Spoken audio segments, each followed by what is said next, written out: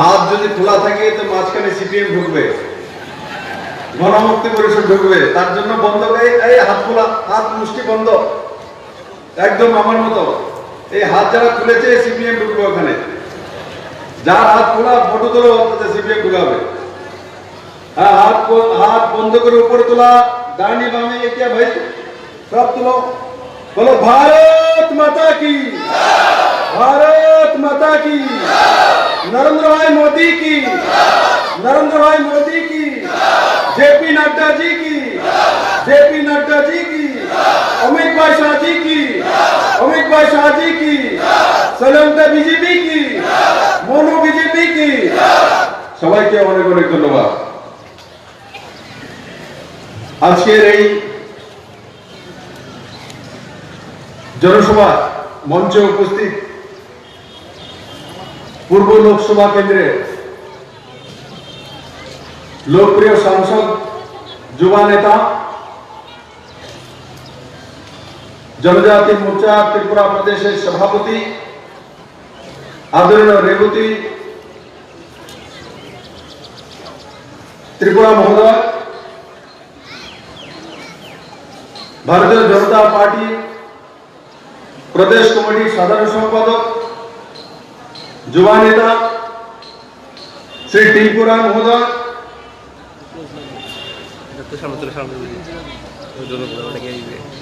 আমবাসার লোকপ্রিয় বিধায়ক এবং এই জেলা সম্মানীয় সভাপতি পরিমল দেববর্মা মহোদয়, ছামনুর নওজওয়ান লোকপ্রিয় বিধায়ক শম্ভুলাল চাকমা মহোদয়, শ্রী টুটন দাস স্টেট অনুসূচিত জনজাতি মোর্চার সাধারণ প্রেসিডেন্ট সভাপতি,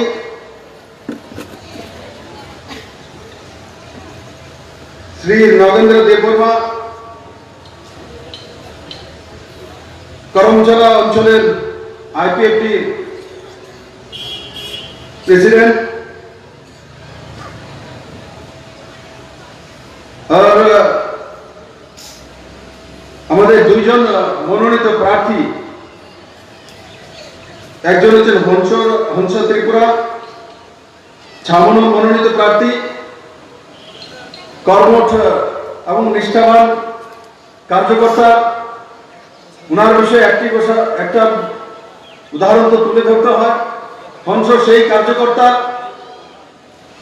সেই কার্যকর্তা যিনি গরিব বাইট বিক্রি করে পার্টির জন্য কাজ করেছেন, এমন কার্যকর্তা। আর সঙ্গে আছে আমাদের সঞ্জয় দাস, যিনি মনু শ্রীলঙ্কার মনোনীত প্রার্থী।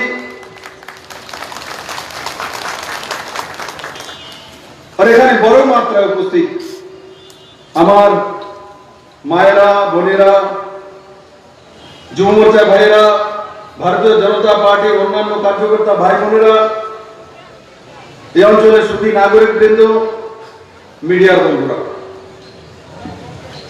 বন্ধুরা, এই এডিসি নির্বাচন পুরনো কায়দার মতো নির্বাচন নয়। 2018-তে আপনারা আমাকে ভারতীয় জনতা পার্টি এবং আইপিএফটি কে এই ধলাই জেলার সবকটি সিট বিধানসভা আপনারা নরেন্দ্র ভাই মোদীকে দিয়েছিলেন।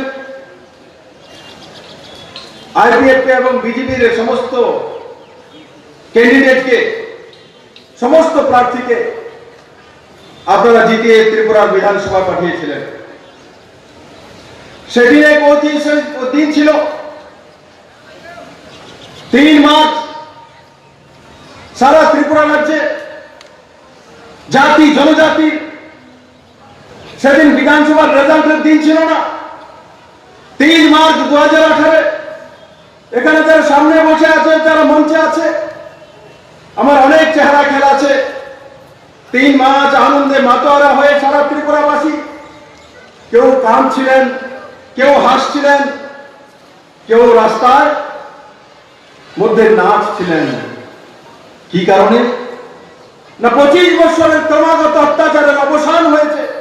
সেদিন মানুষ জিতেনি, সেদিন মানুষ মুক্তি পেয়েছিল। 2018 3 মার্চ 37 লক্ষ ত্রিপুরাবাসীর মুক্তির দিন ছিল।